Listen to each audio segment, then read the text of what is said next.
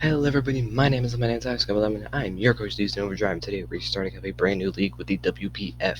We are in the Ubers division, meaning that we are in a Ubers draft league. And that basically means that we are allowed to draft those big, legendary, not usually allowed Pokemon. And it's something I've wanted to do for a little while, but I haven't done yet just because I'm a little freaked out. I don't normally use these big legendaries, just because I'm not a really big fan of any of them. Um, so this is very new to me, and I really like doing these like different draft leagues from like um, the standard drafts. Um, but that's it for this. We are going to go into the draft soon. But first, I want to have a little bit of an announcement. You heard me say coach of the Houston Overdrive as per usual a few minutes ago. But instead of Houston Overdrive, we are now going by our new rebrand, Sacramento Surge. I love this logo so much. I love the name. I love Pincurchin with a burning passion. If you saw the RDL playoff run, you know how much I love using Pincurchin. Um, and I wanted to make a team logo off of it because I've been going by Houston Overdrive for almost a year now, actually. And I wanted to do something new. And I really like it. We're going to be going by Sacramento Surge this league. And we're just going to jump on into the draft league, into the draft analysis now. So, the way this draft works is there are basically two different draft pools. There is the Ubers pool, and there is the regular Pokemon pool. For the Ubers pool, we have 10 points, and all of the Uber Pokemon are tiered, the most expensive being 10 points. We are allowed to draft 0 to 3 of those big Pokemon, and any slots that we don't fill with Ubers gives us an extra 5 points towards our regular Pokemon draft. Um, You're going to see the typing of our Pokemon, their abilities, and their stats, as well as their nickname in the top right corner there. And you can keep track of where our points are at during the draft. On the top left, we are drafting 11 Pokemon. It is a point draft, which I've actually enjoyed a lot more recently. Um, but we're going to go into this. We had the 4th overall pick out of 18, and I wanted to pick something very powerful, something that has a typing that I am familiar with, and that is Yaldabaoth the Eternatus. If you know me, you know that I really, really like Dragalge, so I am familiar with the Poison and Dragon typing. This thing is very powerful. Base 140 HP, 145 special attack, and 130 speed is no joke. Um, its signature moves, Dynamax Cannon, is incredibly powerful. Base 100 Dragon type move that has 100% accuracy, and just it's a powerful move. It's basically better Dragon Pulse. It does have Draco Meteor. It's got Flash Cannon, Flamethrower. It's got Sludge Wave as well. It's very commonly ran with Metronome, the item Metronome, so that it can just keep spamming moves. It's a very hard hitter. It does have access to Recover as well, and Cosmic Power, so those Weakness Policy Cosmic Power sets are fully possible for this thing, and it's very, very powerful on it as well. Like, it's very scary. Um, so very good Pokemon overall. This cost us 8 points in the Uber, leaving us with only 2 points left, and I want to spend it on something fast, something that is, it's got a lot of priority moves. It's got a lot of power, something that has more than one utility, something something kind of like a Mega, and that thing was not Ash Greninja. I wanted Ash Greninja, but I got taken a little bit after I picked Eternatus. So round 2, we came back with Sedusa the Pheromosa. Bug and Fighting type, I'm very familiar with this typing as I have used Mega Heracross, as well as a few of the other Bug Fighting types out there. This thing is very fast. Base 151 speed really forces your opponent to bring a Scarfer, which is very valuable, and it's kind of predictable to know which Scarfer that's going to be. Base 137 attack and special attack, this thing has a lot of coverage from Ice, Bug, Fighting, to Flying, and Poison, I believe it does have. I think it's got Stone Edge, or that just might be Buzzwole, I'm not sure. Beast Boost, great ability, makes it so it can steamroll very easily. Mixed attacker, obviously, but it's got a very, very low defense stat. 37 on both and only 71 base HP is super frail. But this does take up the rest of our Uber points, and it does give us another 5 points for our regular point draft. Sedusa here, I'm sure she's going to make a name for herself because this thing is powerful. If it's left unchecked, this thing can steamroll hardcore. Next up, though, we have got something that I have wanted to draft for a while now, ever since the Isle of Armor update came out, and it got a new move that made it significantly better. We have Congo the Rillaboom. I really like Rillaboom. It is my favorite of the Gen 8 starters, mainly because I really don't like Inteleon and Cinderace is meh. But I love Grassy Surge. Grassy Surge is a great ability. Grassy Terrain is my favorite of all the terrains, the one I feel like can be used the most for my team, and generally just the one I feel like I use the best. Very, very physically offensive. Base 85 speed is manageable as well. 90 defense and 100 HP is also kind of manageable in the bulk side, but it is mostly common for its choice band and sword stance capabilities. Drum beating, its signature move, is very powerful. Base 80 attack that is boosted by grassy terrain and stab that is guaranteed to lower your opponent's speed is very good. It does have access to knockoff and U-turn as well, which is very valuable. It does have some tech in taunt and leaf seed. That's kind of it. Grassy terrain support is really good, pairing with Eternatus pretty well. Just covering that ground weakness a little bit better, forcing my opponent to bring earth power or high horsepower is very good, in my opinion at least. And that's pretty much it for Congo. I think that's all I want to cover for him. But there are a couple of things that really completely wall Rillaboom, and Rillaboom is a great offensive option. Just generally, it's super good offensively.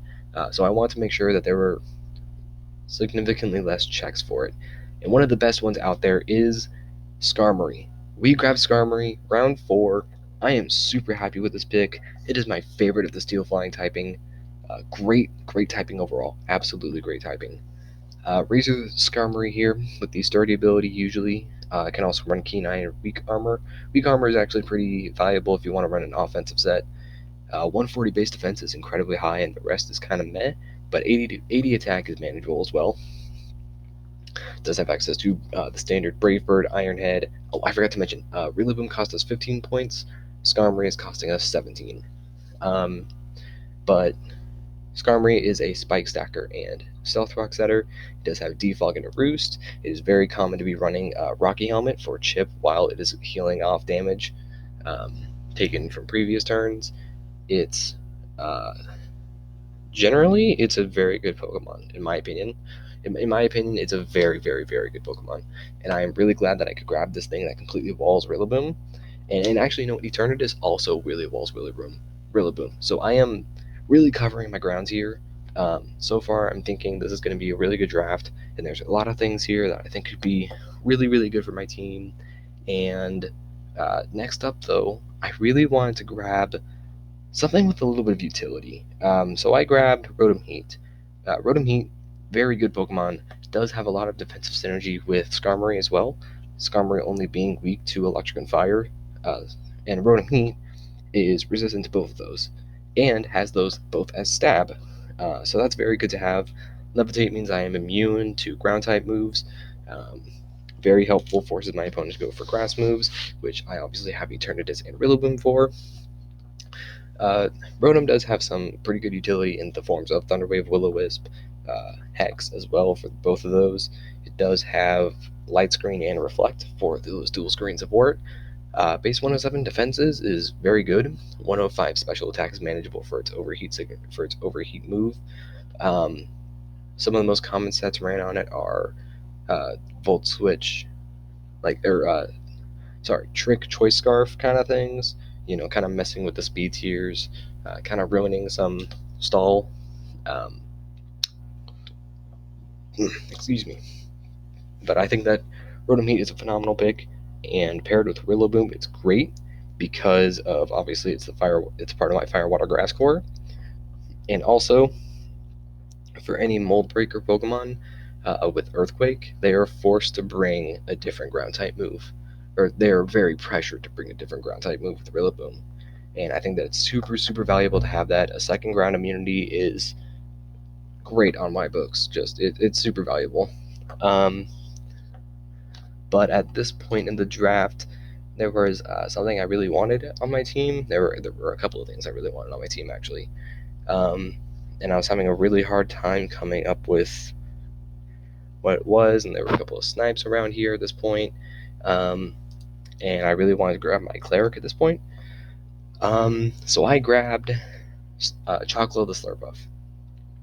Slurpuff here, not a super great Pokemon, but it does, just in team preview, it has some pressure. It applies some pressure. The main reason I picked it is because of its access to sticky webs, making Eternatus and Pheromosa incredibly strong. Balancing out the speed tiers of those Scarfers. And I completely forgot to mention, Rotom Heat cost us 12 points. Slurpuff is costing us 10. My gosh, I'm really bad at keeping track of that. Slurpuff is a Wish Healer, a Heal Beller, and Aromatherapy user. It is also very good offensively with its Calm Mind and pretty decent coverage and Dazzle Gleam, Drain Kiss, Flamethrower, Energy Ball, and there's something else I think. It is very commonly seen with the Unburden ability doubling its speed whenever it loses its item. It does have some pretty good synergy with Rillaboom there. With Grassy Seed item, consumes the item to boost my defense by 1 stage if I switch out into grassy terrain. So then I get +1 defense and double speed. Like, that could be pretty valuable. But yeah, its main role for sure was definitely for sticky webs. And I think it generally does put some very good pressure in team review, and I'm pretty glad to have this thing on my team, actually. I've wanted to draft this as a sticky webber for a while, because there aren't very many of those sticky web Pokemon that I actually like. The number one is absolutely being Araquanid, but that's not, that's not in my plan since I already have Pheromosa. But at this point, I really wanted to cover my pretty significant psychic weakness. Just 2 weaknesses and 1 resist is not going to cut it. So I wanted to grab one of my favorite Pokemon of all time, actually, and I know it's commonly said to not be very good in Ubers, but I think it can really show its worth, and that is with Sinus the Mega Sableye. Sableye generally is my favorite ghost type. It is one of my favorite Pokemon of all time. I love it, I love it, I love it. I absolutely love Sableye so much. And I've wanted to draft its Mega for a while. It's got 3 immunities, 1 weakness. That's a great typing. Honestly, Dark and Ghost is a great typing. Magic Bounce, pressuring my opponent to not go for any status moves throughout the entire game, is super valuable. Especially whenever I have things like Eternatus and Pheromosa, where people are going to want to go for Thunder Waves. And obviously I do have Rotom Heat for immunity to that, but now I have another immunity in, like, a better form of immunity with Sableye. And it does help me keep my speed tiers in check with the threat of sticky webs. Pretty good defenses with base 125 and 115, defense and special defense respectively. 85 attack and special attack is much better than its base form. And it does have a lot of good, it has a lot of utility, like so much utility. I'm going to pull it up in just a second. It does have multiple forms of priority in Fake Out, Sucker Punch, and Shadow Sneak, which is very valuable. It does have, let me just look up its, it does have Recover for longevity. It's got, let's look here, it's got Nasty Plot, Pain Split, and it's got Taunt, Will-O-Wisp as well. And Calm Mind is also an option. But it's a very good Pokemon. It does have a lot of coverage, but it's not super offensive is the thing. It did get Poltergeist. I didn't realize that. I was looking in the leaks and I didn't see Poltergeist on there. That's good to know. Yeah, it did get Poltergeist. It might have gotten Lash Out. I actually don't know. Poltergeist just being, it did get Lash Out. Oh, that's good. Oh, that's good to know. Okay, so it does have Lash Out and Poltergeist too. Pretty good moves. Lash Out being a little bit more situational, but Poltergeist just generally being a great move. Yeah, I mean, Sableye here for some physical bulk helps us out quite a bit in the support realm. It's usually just kind of gonna do Sableye things, just be an annoyance, and that's what I love about Sableye. It's that kind of annoyance. Next up, though, I wanted. Hold on, I'm forgetting the draft order, so I just want to pull up my document so I can see when I drafted what. Okay, so the next pick, obviously, Pheromosa is incredibly frail, as I said before. Very, very frail, very difficult to get in, so it's a very predictable lead Pokemon. So I wanted something that could help me get it in, and that thing was Slowbro. But I didn't get Slowbro. I got Slowking because Slowbro got taken right before me. So I got the next best thing, which is Slowking, which is the exact same thing, except it's specially defensive instead of physically defensive, which I'm okay with. Um, it balances out my defense a little bit better. It does have Regenerator Teleport, which is the main reason I wanted it. Um, very specially defensive, very good for Scald, for just spreading Scald burns out is its main role.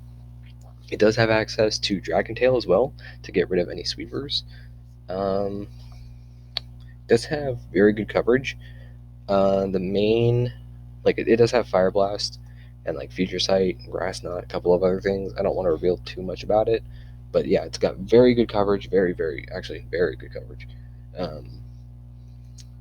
So that's just really good, but it is there mainly for the defensive quality of Regenerator Teleport into Pheromosa. That's pretty much it for Slowking. I think Sage here could be pretty good. Yeah, that's really it for that. Next up, though, we picked. Nothing is loading. Hold on. Okay, so at this point, all of my hazard removal is defog, except for, I guess, Pheromosa. It has Rapid Spin, so there's that. Um, so except for Pheromosa, every form of hazard removal I have at this point is defog, and I really don't like having that. I like having at least one Rapid Spinner, one reliable Rapid Spinner, and Pheromosa just is not that. So, and at this point, I don't have an electric immunity, and with Slowking, Skarmory, and very frail Pheromosa, I wanted to have that option. So we grabbed Cannonbolt the Donphan. I am very familiar with Donphan. I've drafted it many, many times. It's my go-to ground. I don't know why it is.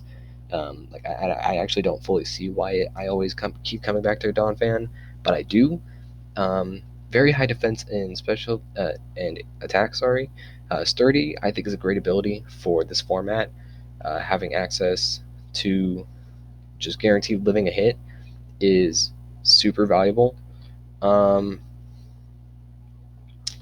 In the DLC, it did get an update. It got Body Press and Power Whip, so it does have Power Whip, Grassy Terrain boosted Power Whip, which is very good. It does give me a priority with Ice Shard, gives me Rapid Spin and Stealth Rock, which my team was kind of lacking in the Hazard Setter department.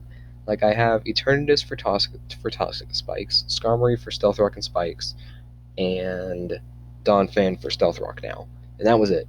And that's a good amount. And I do have Mega Sableye for a little bit of extra hazard control, but I feel like in this format, hazard control is very important, especially whenever I have something called, and especially whenever I have a Pheromosa. It's very, very important. Donphan, very usually, it's kind of just going to go for Ice Shards and Earthquakes. But yeah, I mean, that's kind of it for Donphan. That's kind of just all he does. This thing cost us 10 points along with Slowking, and I glossed over the point cost of everything again. Mega Sableye cost us 15, Slowking cost us 10, Donphan cost us 10. Next up, as I said, I wanted Ash Greninja, and that was mainly because of the threat of Mega Blaziken. I really wanted to have the access to Water Shuriken, so I kind of just picked the next best thing, and that was regular Greninja. This thing cost us 13 points. We are forced to carry the Torrent ability, which kind of sucks, but it's not a bad ability by any means. It's just not as good as Protean or Battle Bond. Very, very fast, 122 speed. 109 special attack is very good. Well, not super good, but it's manageable.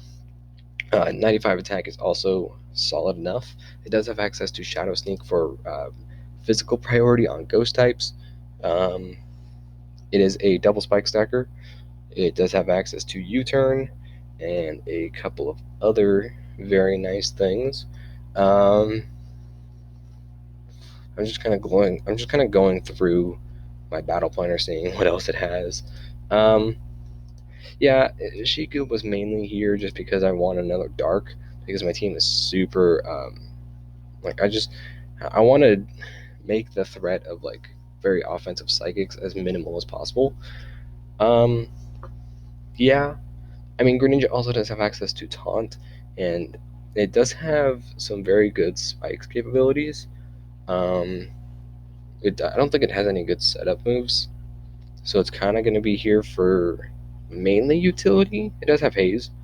Um, yeah, haze, taunt, T spikes, and spikes is pretty much its best. It does have roleplay. I could maybe do some shenanigans with that, and I do enjoy my shenanigans. Water and dark typing, just generally a very good typing. It is obviously our second ghost and our second water and our second dark, um, but I felt like it was going to be important. So our next and final pick cost us 9 points, and at this point I'm realizing how annoying things like Tapu Lele are going to be with that flip turn. So I wanted to draft something that could block it, and I was originally, before I decided on Mega Sableye, going to draft Jellicent. And if you saw the RDL run, I am familiar with Jellicent as well as Pincurchin uh, and Donphan. Um, but so I picked a different one, a different water uh, blocker that I am very familiar with. You know him from the LTPL, likely. We have Helios the Heliolisk, Dryskin, Solar Power, and Sandville. Two of those three abilities are very, very good. Having access to dual weather abuse is very good. 109 special attack and speed is very manageable. 94 special defense is not super great, but it works. 52 defense and 55 attack sucks, and 62 HP is terrible. But it is a very reliable dry skin user. Obviously, giving us another fire weakness, but we do have Slowking and Rotom and Eternatus for that. So I think that we will be fine. And it's not like it's always going to have dry skin, um, but it's very good for that ability in particular. That's pretty much it for Heliolisk. I'm very familiar in the ways of Heliolisk. I love it. It really blends in with my layout here, doesn't it? But we got our full team here. I'm gonna be honest. I have very very complicated feelings with this team. I feel like if this wasn't an Ubers league, this team would be great. But because of it being an Ubers league, some of these Pokemon are really undervalued. Being like Slurpuff and Mega Sableye, they are much worse here than they are in regular draft. Um, but I feel like Eternatus and Pheromosa give me a lot of really good offensive pressure, and the synergy. And I feel like I did a really good job of covering my weaknesses, taking some of the mons that wall some of my best Pokemon. Um, that's our full draft. I am really nervous for this league, and you'll see why with our week one matchup in that video. Um, but thank you all so much for watching. I'm gonna see you all in the week one match. Goodbye.